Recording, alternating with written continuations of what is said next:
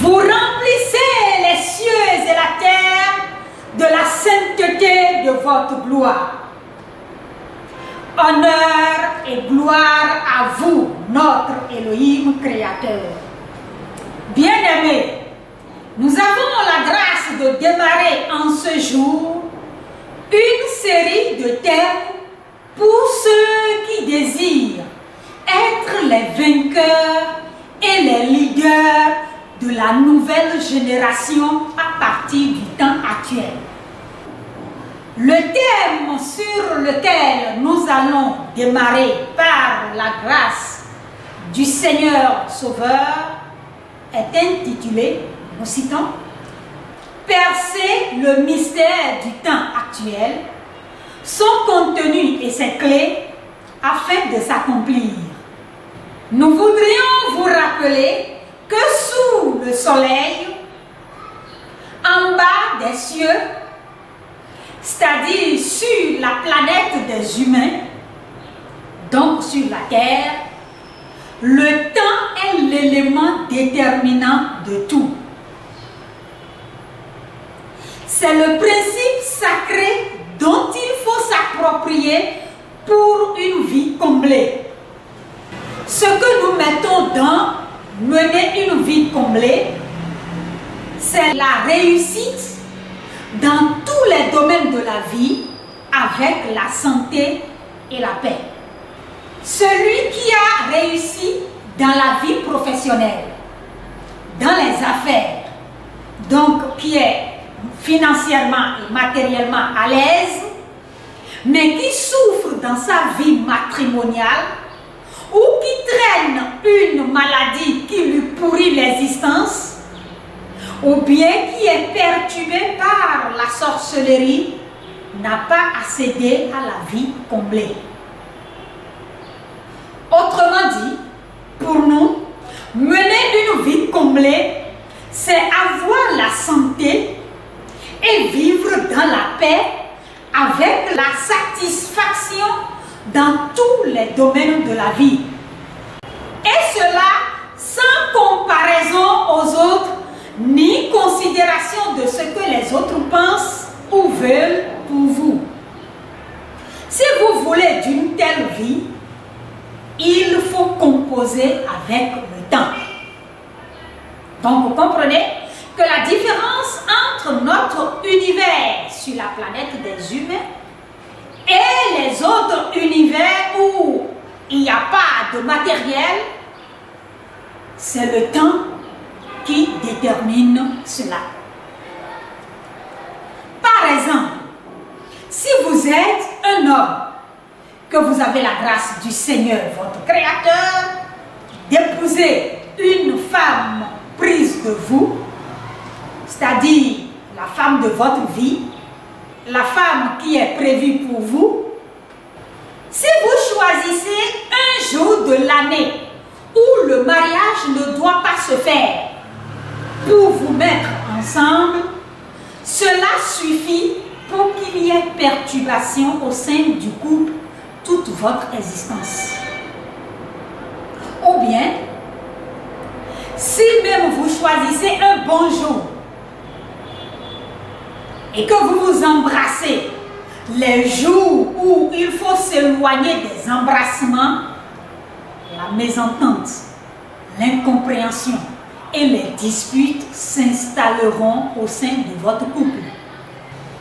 Lisons rapidement Qoéleth, le livre que vous appelez Ecclésiaste, le chapitre 3, les 8 premiers versets. Nous lisons au nom précieux de Yeshua HaMashiach.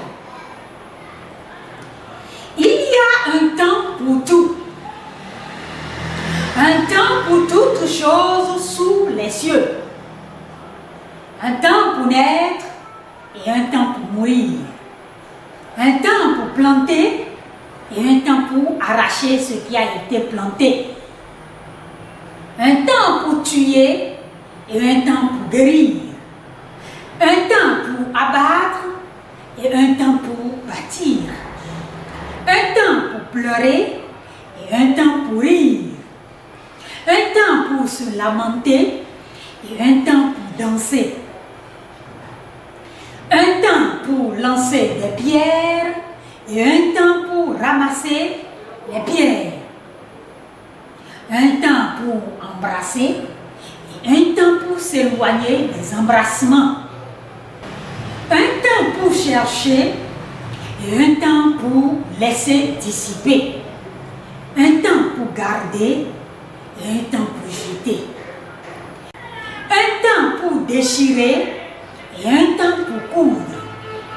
Un temps pour se taire et un temps pour parler. Un temps pour aimer et un temps pour s'éloigner de l'amour. Un temps pour la guerre et un temps pour la paix. Fin de citation.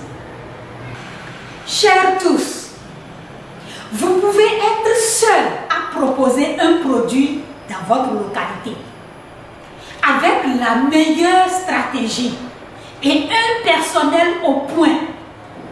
Votre entreprise peut être connue de tous. Si vous démarrez votre activité un jour défavorable, ou si au sein de votre entreprise, vous travaillez les jours maudits sans précaution, votre activité ne connaîtra pas de succès. Pour mieux comprendre, nous vous exhortons à aller sur la chaîne du Peuple des Saints pour rechercher et suivre la vidéo dont le titre est « Le temps, principe sacré » et la vidéo sur « Programme, voici le temps favorable ». Pour aider ceux qui suivent les vidéos, nous allons mettre les liens dans la description pour vous faciliter la tâche. C'est pour cela que nous avons la grâce du Seigneur, gouverneur de l'univers, de démarrer cette nouvelle série sur le temps. Avec précision, nous allons développer avec vous le thème « Percer le mystère du temps actuel, son contenu et ses clés afin de s'accomplir ». Mais nous commençons par la première partie sur le temps actuel. Pourquoi parler du temps actuel et non du temps simplement? Nous devons parler du temps actuel parce que nous sommes dans une nouvelle saison. Un temps qui ne fait pas partie des moments qui se renouvellent. Vous savez, quand nous prenons par exemple la saison du printemps, la saison des pluies, ce sont des temps qui se renouvellent chaque année. Mais le temps actuel dont nous parlons fait partie des moments uniques, des temps qui ne se vivent pas deux fois sur notre planète. Par exemple, le temps où la Terre ne comptait que 2 hommes, 8 personnes ou 1000 habitants, ne s'est plus jamais vécu et ne se vivra plus jamais. Le temps de la préhistoire, le temps du déluge, le temps de la Première Guerre mondiale ne se renouvelleront jamais. Comprenez donc que nous sommes actuellement à un temps unique et ne devons en aucun cas rater cela. C'est pour cela qu'il faut percer le mystère du temps actuel, qu'il faut s'approprier de son contenu et de ses clés afin d'accomplir la portion de votre destinée prévue pour ce temps-ci. Mais avant de percer son mystère, il faut d'abord l'identifier. Il faut discerner le temps actuel. Nous allons partager avec vous les éléments que nous pouvons mettre à la disposition du grand public. Ceux qui ont la grâce de faire partie de notre peuple et ceux qui ont la faveur de participer à nos programmes pourront avoir plus de détails pour mieux s'équiper et vivre ce temps de façon optimale. Chers tous, les marqueurs qui permettent de déterminer et de définir le temps sont les luminaires. Et ces luminaires sont principalement le soleil et la lune. Le soleil est le plus grand et préside au jour. La lune est le plus petit et préside à la nuit. Lisez Bereshit, chapitre 1, les versets 14 à 16. Bereshit, c'est le livre que vous appelez Genèse. Et Téhilim, le livre que vous appelez Psaume, le chapitre 136, du verset 7 au verset 9. Dans Bereshit, chapitre 1, du verset 14 à 16, le Seigneur des cieux a créé des luminaires pour marquer les époques, les jours, les années. Quand on parle d'époque, jour, année, on est en train de parler du temps. Donc, il a créé les luminaires pour marquer le temps. Vous verrez qu'il est dit clairement qu'il y en a un plus grand qui préside au jour et un plus petit qui préside à la nuit. Puis, dans Téhilim 136, du verset 7 à 9, il est précisé clairement que le plus grand luminaire est le soleil et le plus petit luminaire est la lune. Bien-aimés, laissez-nous vous dire que pour se retrouver au sommet par des exploits, pas en allant contracter des alliances diaboliques dans les loges, pas en braquant des routes, en commettant des meurtres, en faisant des sacrifices humains, en faisant des exploits dans votre vie professionnelle, dans vos activités, dans vos projets, suivant les principes établis par le Seigneur créateur, propriétaire de toutes choses, il faut lever la tête de temps en temps, regarder le ciel, le firmament au-dessus de nos têtes, où se manifestent les luminaires, pour noter leurs marques à travers leurs mouvements et décoder leurs significations respectives.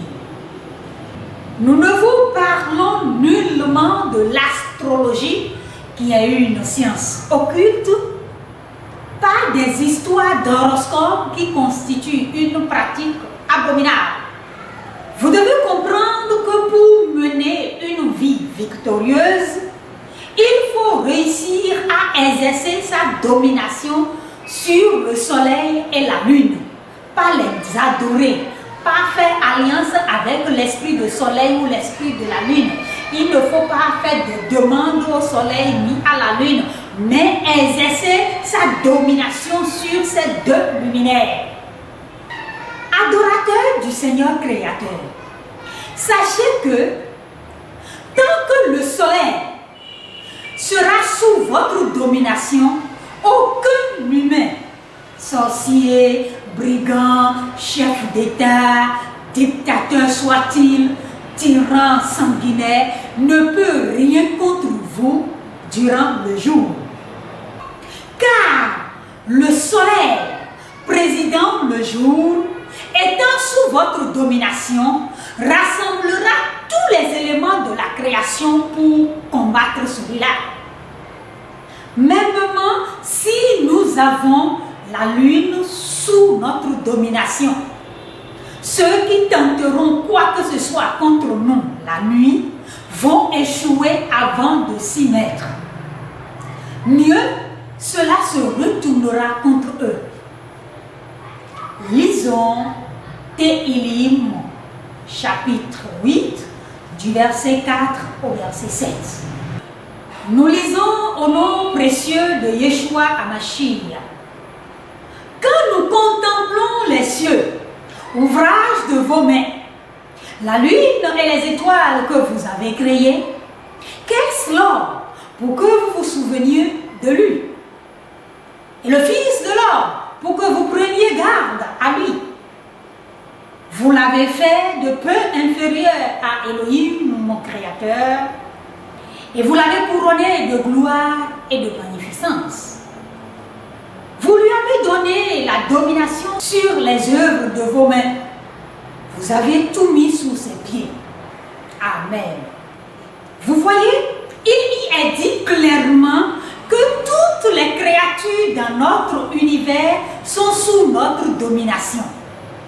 Maintenant, il faut savoir comment faire pour récupérer sa domination et l'exercer sur les autres éléments de votre univers. Nous profitons de cette occasion en nous basant sur le verset 2 de Tehillim chapitre 8, Tehillim c'est le livre appelé ça, pour prier en faveur de vous qui écoutez en ce moment cet enseignement et vous tous qui suivrez le contenu de la vidéo. Nous proclamons que par la bouche des enfants et de ceux qui sont à la mamelle, la gloire fondée par le Seigneur des cieux, source de la souveraineté, impose le silence à tous vos ennemis et aux vindicatifs au nom redoutable de Yeshua HaMashiach, le sauveur de l'humanité. Ainsi soit-il. Bien-aimés, quel temps fait-il en ce moment? Quel est le temps actuel? Nous allons partager avec vous quelques passages des Saintes Écritures pour vous permettre de discerner ce temps. Prenez 2 Timothée chapitre 3, les 4 premiers versets. Nous lisons au nom béni de Yeshua HaMashiach. Sache que dans les derniers jours, il y aura des temps difficiles, car les hommes seront égoïstes, amis de l'argent, fanfarons, hautains, blasphémateurs, rebelles à leurs parents, ingrats, irréligieux, insensibles, déloyaux, calomniateurs, intempérants, cruels, ennemis des gens de bien, traîtres, emportés, enflés d'orgueil, aimant le plaisir plus que Elohim, leur créateur. Fin de citation. Le contenu de ce passage nous permet de nous rendre compte que nous sommes dans les derniers jours.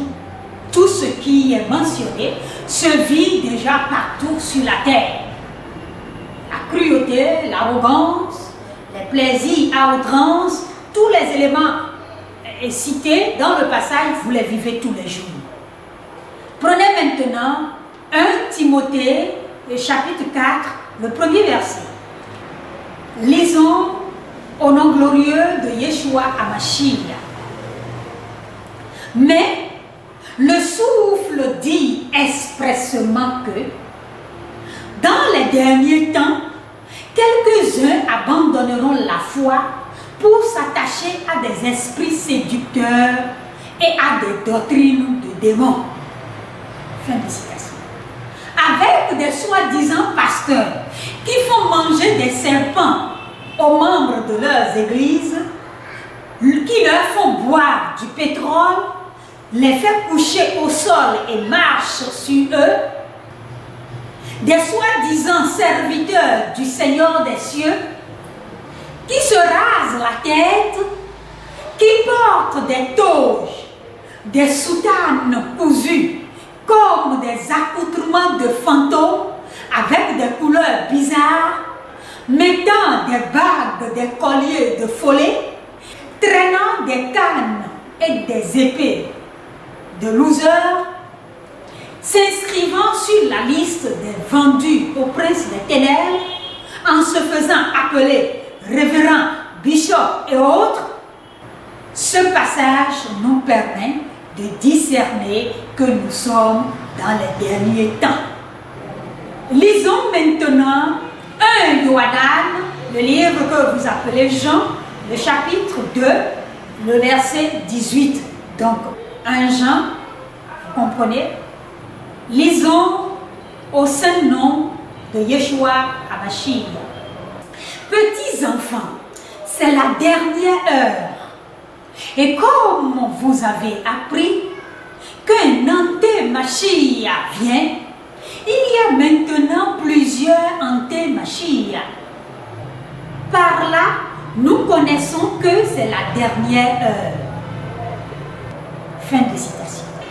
Cette partie des Saintes Écritures précise que nous vivons la dernière heure. Bien-aimés, les éléments qui concernent notre terme dans tout ce que nous avons lu sont dernier jour pour le premier passage, dernier temps pour le second et dernière heure pour le troisième passage. Ce qu'il y a de commun dans tout ça, c'est que ça parle de temps et il y a un élément important, le mot dernier. Et dernier signifie ce qui marque la fin. Des trois passages donc, nous retenons que nous sommes à la fin des temps. Nous ne parlons pas du temps de la fin, ni de la fin du monde, mais de la fin de certains temps. La fin du temps d'une saison vécue par l'humanité, la fin de la civilisation dite occidentale, la fin d'un système, la fin de la liberté, la fin de la pluralité, la fin de la diversité, la fin de la morale, des valeurs humaines et sociales. Pour conclure donc cette première partie, nous dirons, le temps actuel est celui de la fin des temps. Pour découvrir son mystère, son contenu et ses clés, continuez à suivre. Que toute la gloire soit à celui qui siège dans les cieux des cieux et à sa parole manifestée dans la chair. Bien-aimés, accrochez-vous à la faveur d'Élohim, le Seigneur de toute la terre.